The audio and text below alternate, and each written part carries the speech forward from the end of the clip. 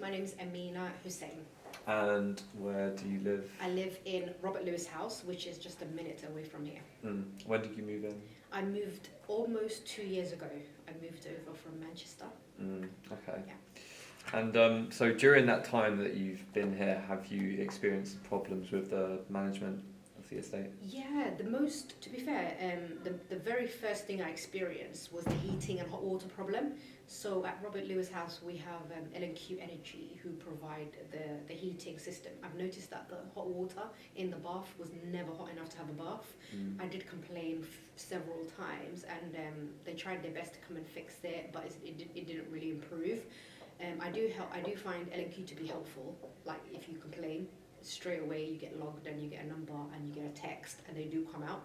But because the issue is not with L&Q necessarily at the call center, it's at the heating that's been put in there.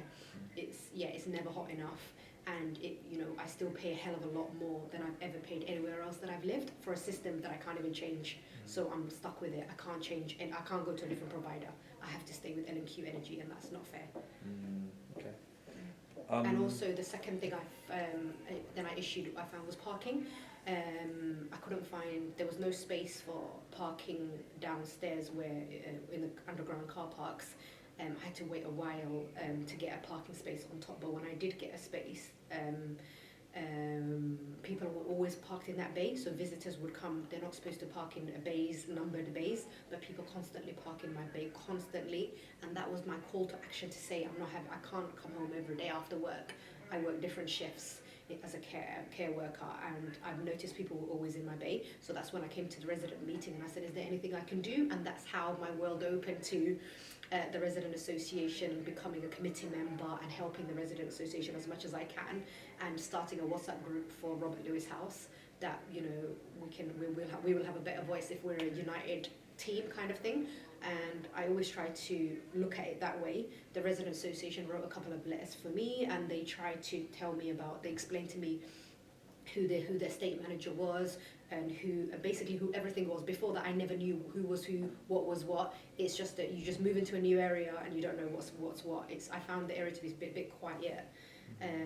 But then all of a sudden you can never park. So how does it work? Why can I ever find parking in my own bay? That's numbered and it's assigned to me. I can never find parking.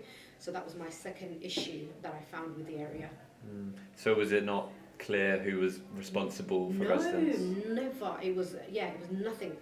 It was clear. It's when I moved in, it was obviously I knew it was an L&Q property. That's it. I didn't know who managed the area. I didn't know who was what. Who my neighbours, if they bought their property, who was their managing agent. I didn't know anything. I only knew that once I joined the resident association. So yeah. So skipping to the fire, what was your experience as a resident of that time? It was so scary. So on that Sunday, I work as a carer, so I was at the person I was caring for's home, and then someone sent me a tweet saying your house is on fire, and I was absolutely scared. They sent me a link and it showed a dark black building, and I said, oh no, that's not mine, but that's my neighbour's.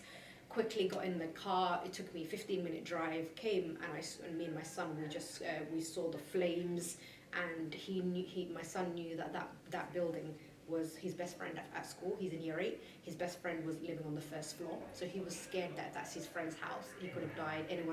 We didn't know at that minute if anybody was even in there. So all we saw was the flames and the fire brigade and the ambulance, what they call the air firefighters. They were dropping water onto it, trying to bring it down. Chaos everywhere. Nobody knew what was going on, and it was just pure panic. It was absolutely devastating for that to happen so close to where we live, and for that to happen to our neighbours. So it was really horrible time.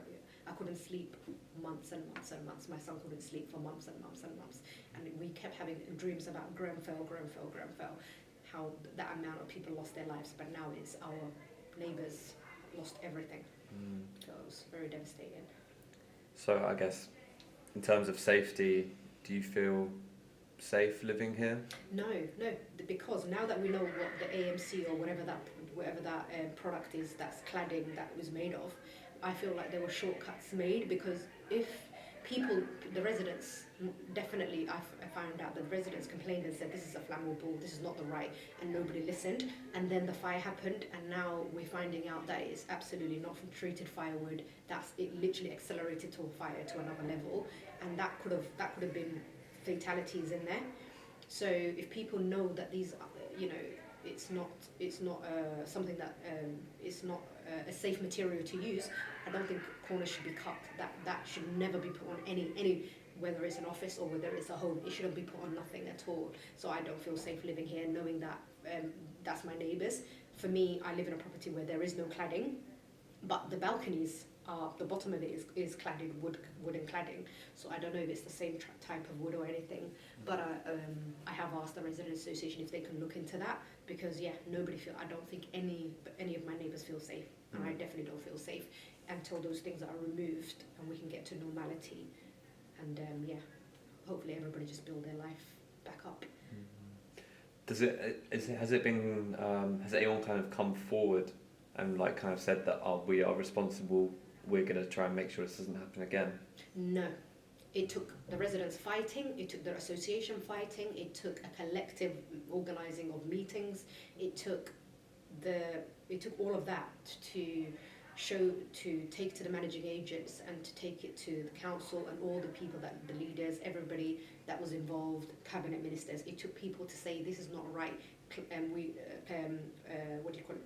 Grenfell's happened, learn lessons, let's not do that, let's let that never in life be repeated in our time or forever.